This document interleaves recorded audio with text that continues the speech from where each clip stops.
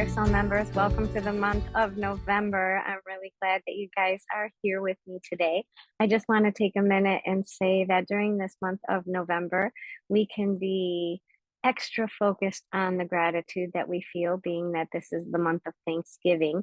And unfortunately, sometimes we wait too long to say thank you to the people in our life or to display some kind of gratitude for existing, or just gratitude that we woke up this morning and had a breath in our lungs to take, and it's still continuing throughout our day.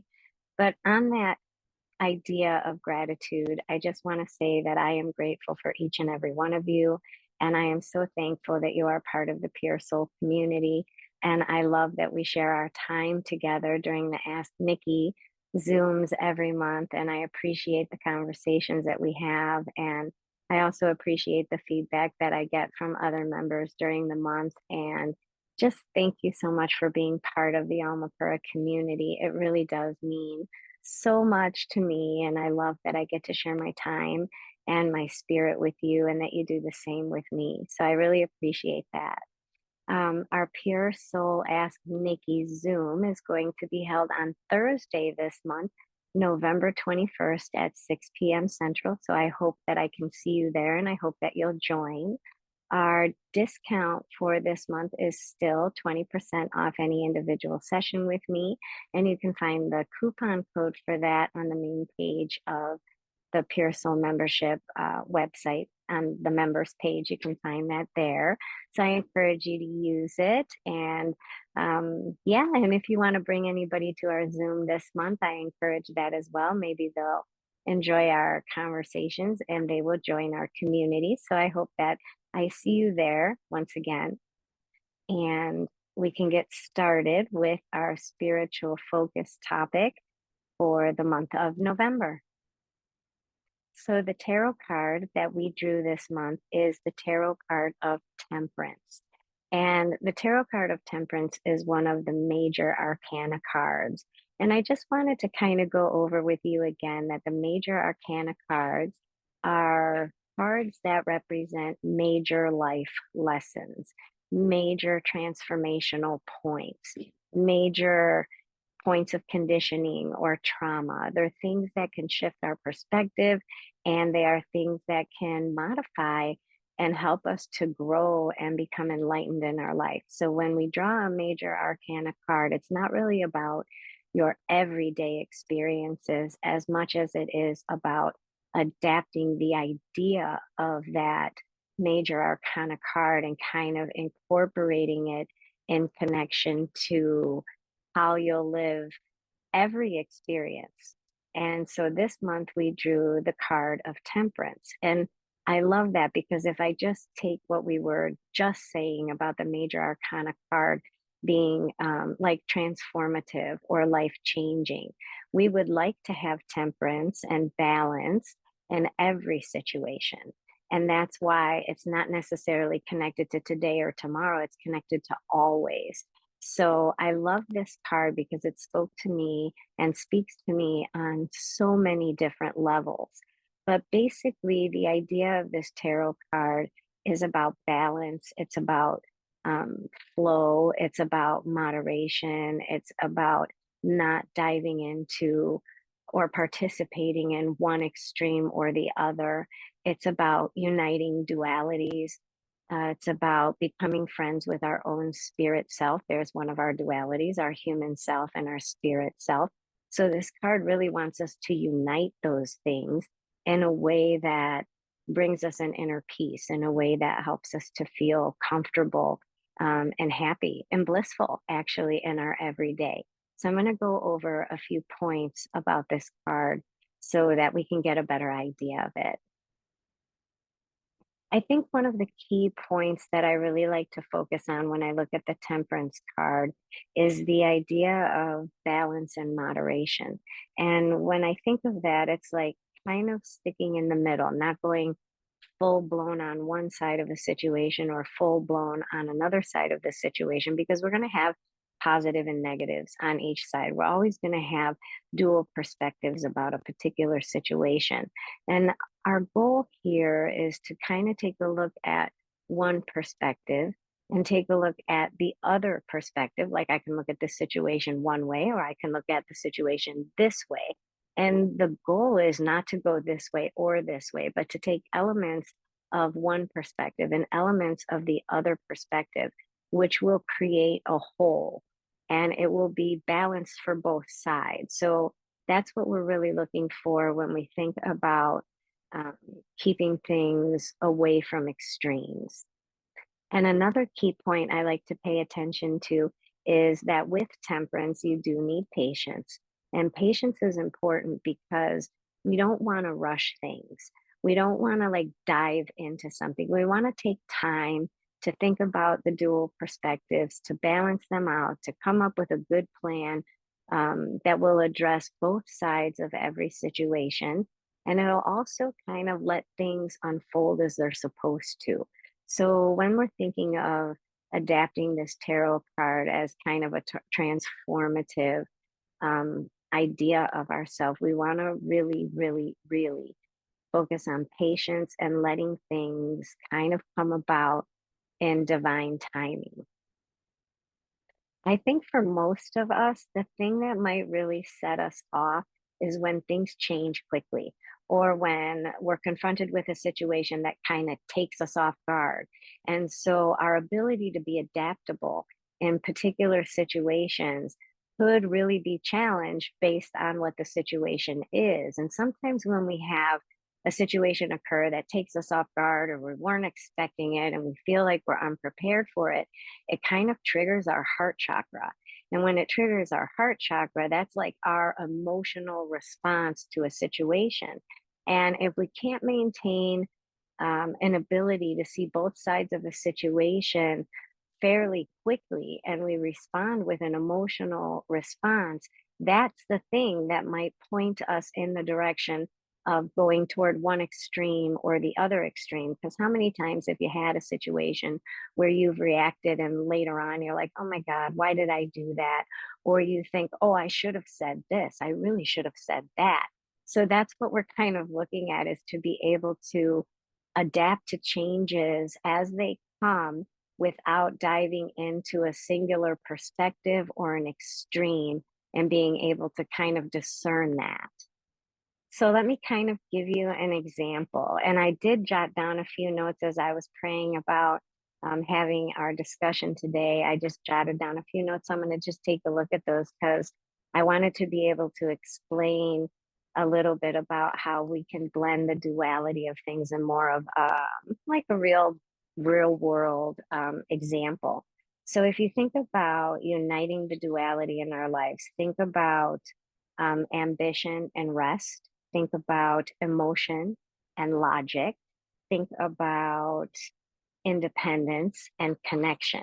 So just think about how that would play out um, in your everyday perspective that we have in humanity, that it's either me who's going to suffer or it's you who's going to suffer. I either have to do this particular thing or I have to do this particular thing. And the goal here is to, nope, don't do that. It doesn't have to be one or the other. It can actually be both of them.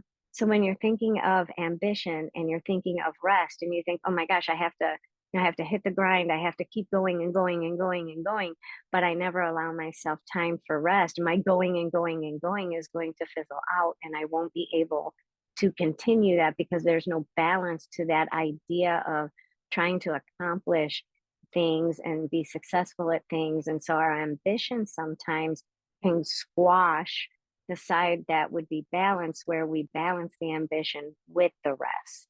And so maybe like if you have a high ambition to finish your projects early at work, and so you try to get into the office super, super early and you're staying a little late and you're bringing work home with you at night and you're logging on the weekends and you're really like focused and trying to do the best job that you can at your job. But since it's one extreme, that extreme of go, go, go, ambition, success, success, success, you're not allowing yourself any time for the flip side of that focus, and where that flip side of the focus would be rest and um, giving yourself some time to just like chill out. So, how can you do that? How can you give yourself time for rest, but also have the level of motivation and ambition that you need to have during your day or when you're trying to accomplish something that might be important to you? And oftentimes, what I say in a situation like that is that our inner guidance, if our human self and our spirit self are friends, and if we listen to that inner guidance, that we can start this actually really easily. We can make a schedule. We can say that we're going to get up at 5 o'clock in the morning and we are going to hit the sauna, or we're going to take time to meditate, or we're going to take time to pray. And then we can say that from this time to this time at work, we're going to do this, and this time to this time, we're going to do this. So basically, we can solve this from a human perspective by just coming up with an effective schedule that we have the ability to stick to.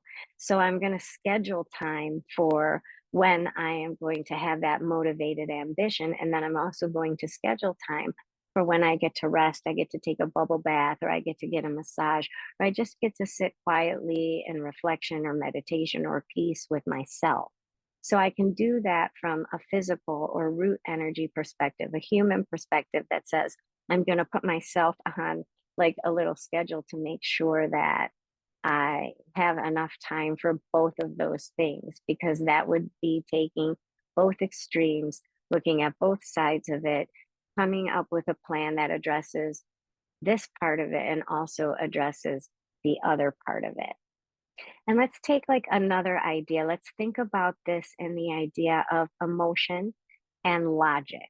And so when we just think of that, emotion and logic, those are two completely different parts of ourself. One side of ourself is going to and can potentially react in a very emotional response, where our emotional self becomes the more dominant self.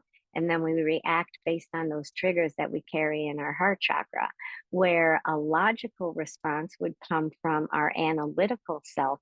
And our analytical self would give us all the reasoning and discernment that we need to pay attention to for a given situation. Now, what I like to um, kind of bring up here is that either side that is dominant or has the power or is in control is not going to be the accurate answer.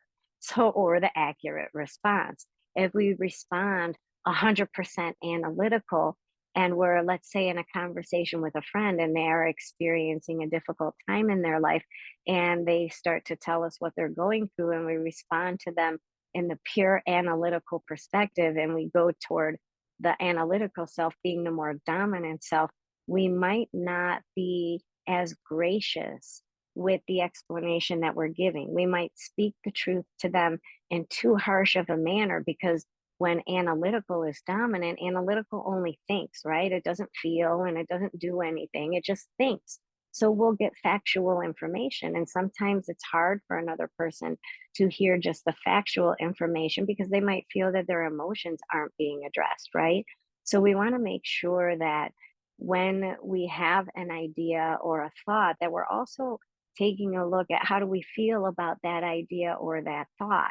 And also on the other side of that, if our emotional self is triggered and the emotion is how we respond to things, and the emotion is the most dominant part of ourself, then it would be really difficult to give a logical answer, because the answer that we would give would stem from the impact of the emotional response.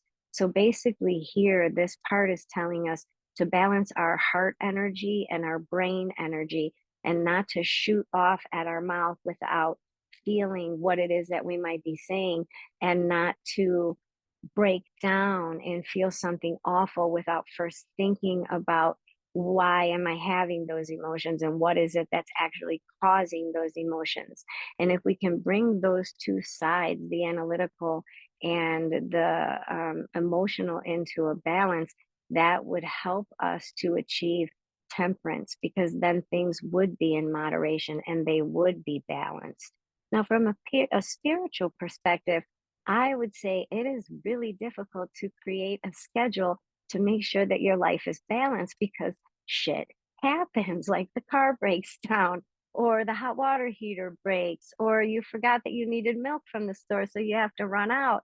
And so I understand that initially maybe we can keep a light schedule of trying to figure out how we go about our day, but it's difficult to stick to that. And if you can do it, more power to you. I really I think that's great because I'm not real great at that. But what I am great at, and what I have really um, been doing since my spiritual awakening, is achieving that balance through the body soul friendship. That I really think procrastination is beautiful. I think I made a video on that before where you do the things that your inside self are prompting you to do. And that means that your soul guidance, if you listen to your inner prompting, if you listen to your inner guidance, which I know we've talked about a lot, then the idea of achieving balance is so much easier because you'll create your list of the things you have to do today. And you have that list written down. It's root energy. So you write down your schedule, you write down your list. And as you're in the middle of doing that, you might get an inside impression that says, oh, you should work on this thing right now. And if you have this ability to trust that your soul is going to point you in the right direction, then you'll find that you actually have time for your entire list. And how does that work out in your life? So you can do the scheduling aspect of it. And so if you decide to do that scheduling aspect of it, make sure you stick with it for at least 21 days. Because what you want to do is you want to take that new schedule and you want to make sure it becomes muscle memory for you so that you don't have to think about it. You don't have to refer to your to do list. You don't have to refer to your schedule.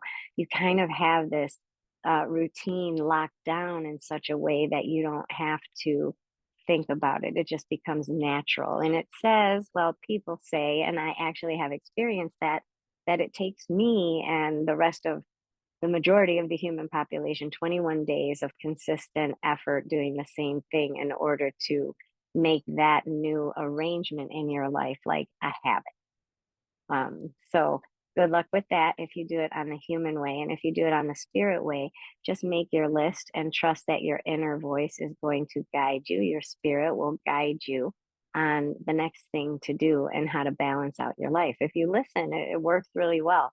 So you can approach this idea of temperance, moderation, and balance either from a spiritual perspective or a human perspective. And now I just want to talk a little bit about the symbolism in this tarot card and the symbolism of the tarot card of Temperance. So, if you'll notice that the character in the card is an angelic being, and it looks like if you'll look at her, she has this white robe on and she has these red or orange, colorful, beautiful angelic wings. And when I look at this depiction, I'm like, wow. When we think about this in the context of the chakras, white in your chakra system for me has always meant the divinity of your soul, your direct spirit self, your direct connection to God. And so I feel like the character in this card is saying, I am a divine being, and I am a divine being living here on this earth. And I say living here on this earth because when we look at the color of the wings, they're either usually depicted as orange or red, which indicates our root energy or our earthly life and the relationships that we participate in. And so I like that because right away the card reminds us that we are body and soul and that relationship is imperative for us to to enjoy the life that we were given here to live. And then if you'll notice that in this card there's water flowing between two cups, like you'll see that the angel is pouring water into one cup. I kind of look at that every time I see the element of water that's pretty strong in the tarot card. I know that I'm looking at relationships with myself in relationship with others. And so when I see that the water is going back and forth between these two cards, and we have that understanding that this is about heaven and earth, about human and spirit, about balance and temperance and moderation and adaptability, and having the ability to be in such a state that no outside situation or um, perspective can shake us one way or the other or push us into an extreme feeling, an extreme behavior, or an extreme thought process. I often think of this too when I see the water going back and forth is like the understanding. If I'm thinking about the relationship with myself and my spirit self, I would think about kind of blending the unconscious thoughts and the conscious thoughts, or taking a look at what is my spiritual perspective of this and what is my human perspective of this. When I first learned about this, and it wasn't based off of prompting um, of temperance or anything. It was just that in Genesis 26, it says we're created in the image of God. And the image of God, as we know as Christians, is three things. It's a trinity. And if you look at the angels right across her heart, there is a triangle there. And it really, when I saw that, it really brought me to the trinity of myself. And I think it's important that when we are in a situation or when something occurs in our life, that we really focus on that inner trinity, that we try to make sure that we understand what we are thinking about something, what we are feeling about something, and what we are doing about something.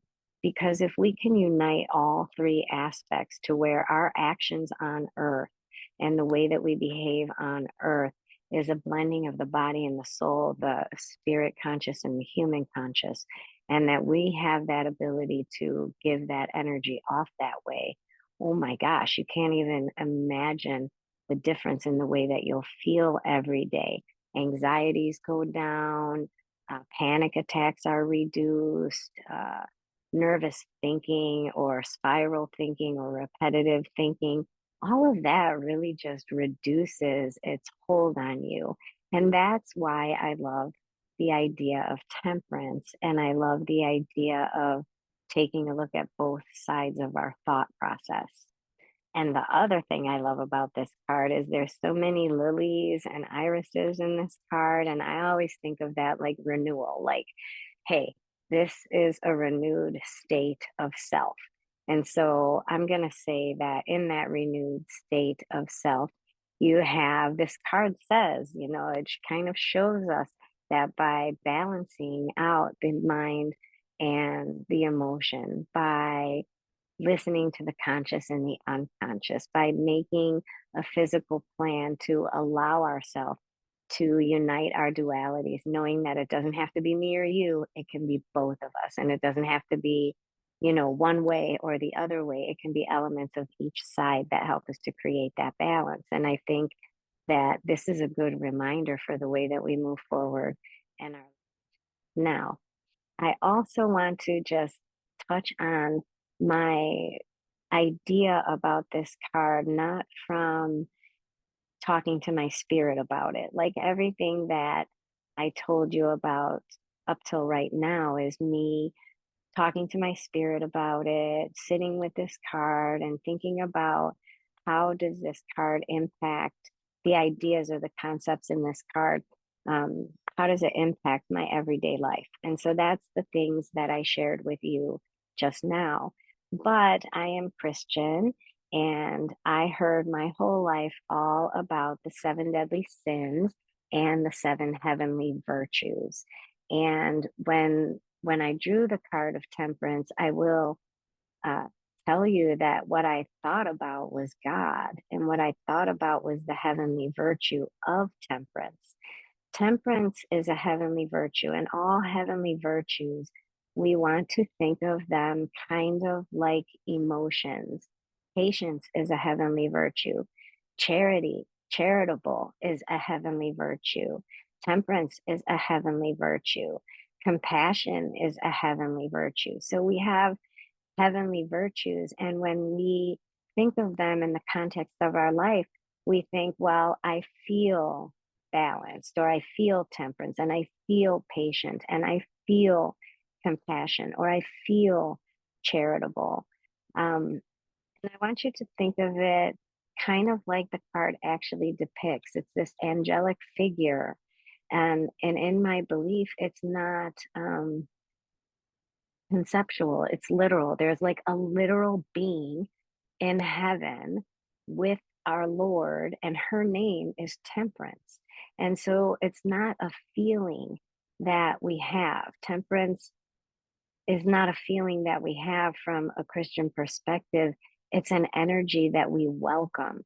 It's it's an angel that we invite into our life. And if we can open our hearts to that angelic energy, then temperance happens all by itself, right? And so think of it also like when we want to feel patient or when we're feeling anxious about something and or impatient about something, and we're like, oh my god, I wish I just felt patient.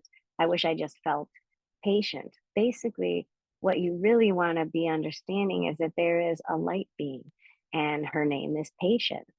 And if you open your heart and you welcome this light being to share your energetic space, then patience happens all by itself.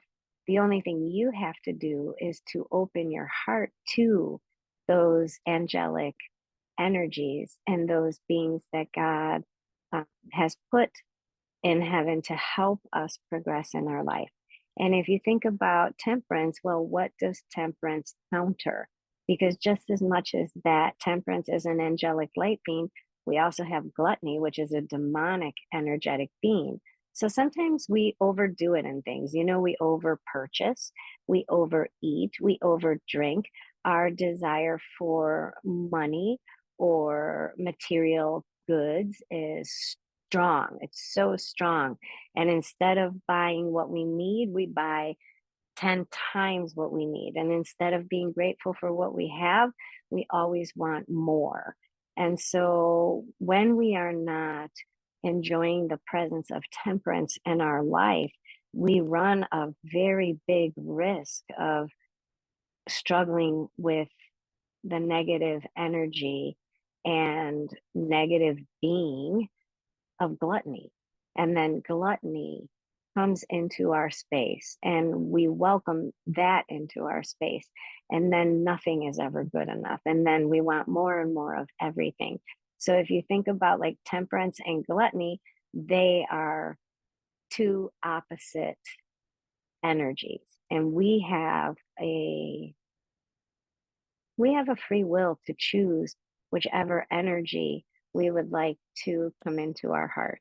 And so when you're thinking of this tarot card and the way that we spoke about it in the early part of the video is all about what you can do on earth to help you maintain balance and to help you do things in moderation. And we spoke about all of those things, and that's all from a human perspective. But when we think about it from a spiritual perspective, open your heart to the seven heavenly virtues and start with temperance. Just start with her and, say a little meditation or a little prayer and pray to God that He sends the light being of, or the angelic presence of temperance into your heart. And it'll kind of blow your mind because you'll start to be like, normally I would get really like roused about that. Now I feel so much better. So let's try it. And I'm really excited because I want to talk to you guys about this at the Ask Nikki Zoom to see how did you approach the life lesson or life challenge of being balanced and having good energy flow for your everyday life. How did you do it, and which side was easier to do? Did you do both the human perspective um, and the spiritual perspective? Did you lean more toward allowing your spirit to guide you toward temperance, or did you actually make a plan toward temperance? And if you didn't do either of those, did gluttony come in and jump into your heart, and did gluttony get the better of you? And you'll know the difference, because if temperance is there, you will feel patient and you won't have spiraling thoughts and you won't have huge worries. But if gluttony is there in its place, you will have huge worries. Nothing will ever be good enough, and you'll start to have some spiraling thoughts. So that's my take on the tarot card of temperance and on the heavenly virtue of temperance. And I can't wait to talk to you guys more about this. So thank you for watching, and I hope you guys stay blessed. And I hope to see you at the Ask Nikki Zoom um, on November 21st, Thursday at 6 p.m. God bless.